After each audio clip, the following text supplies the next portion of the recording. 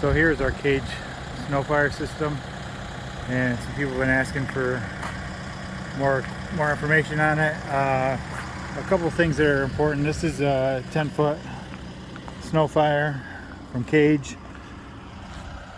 Most people are familiar with the plow, and then the cage removes off of it and you have just the plow. But a couple features that are really good on this is the float. So you can see this right here. This is the area that allows the plow to actually float up and down independent of the machine, and then it also oscillates.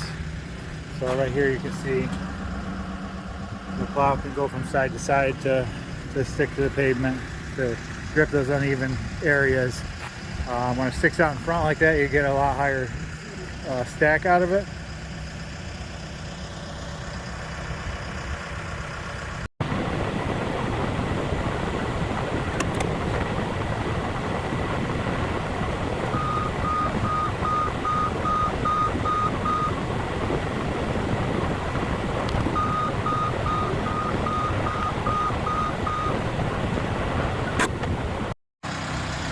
Not a real smooth transition. I was trying to film it and drive, but there is the blade. So you have a 10-foot blade with a trip edge on the bottom, which is what we prefer so we don't lose everything when we hit something. It's not real tight. I mean, it doesn't tear stuff up too bad. Trip's pretty nice. You can see on the side it has these edges on the box.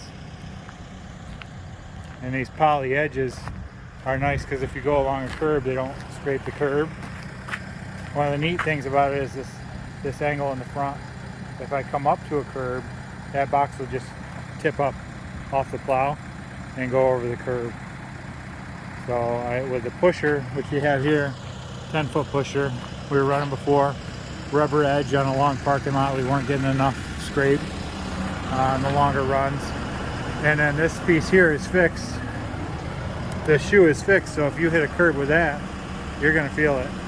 Even though it's angled, there's not really any give to it. So on this, you're not going to damage the customer's property, and you're going to allow that whole entire box to just roll up out of the way. You can see this is set here. This has some adjustment up and down, so as it wears you can adjust it a little further down to get more wear out of it. But that doesn't actually touch the ground, which I didn't realize before I got it. But that's nice because if you have it set right, it won't touch the ground and it's not causing any kind of scraping or anything like that.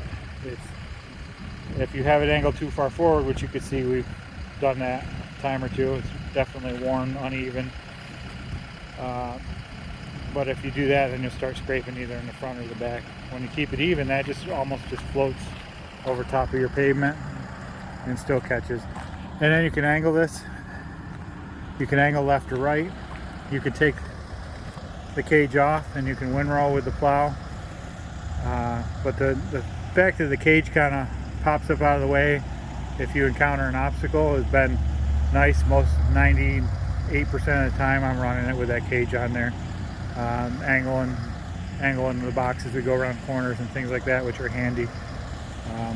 But my main concern is not damaging the customer's property, efficiency, getting a good scrape. And so far this Kage system has been great. And if you want to buy a snow pusher, give me a call. Got one for sale.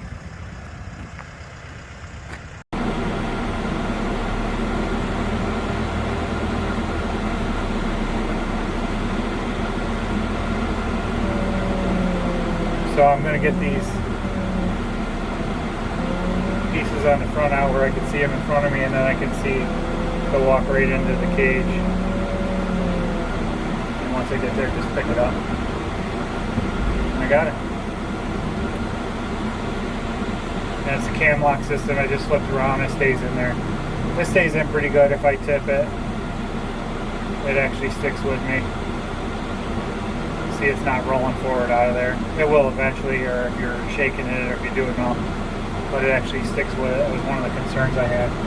It sticks with it pretty good. see those rubber pieces on each side. It catches those to keep stuff from coming out between the box and the plow. And you'll see if you get snow stuck in it, you'll see one end hanging more than another because it oscillates. So you get weight on one side. It's pretty free moving. When you lift it up, it'll be kind of tilted to one side.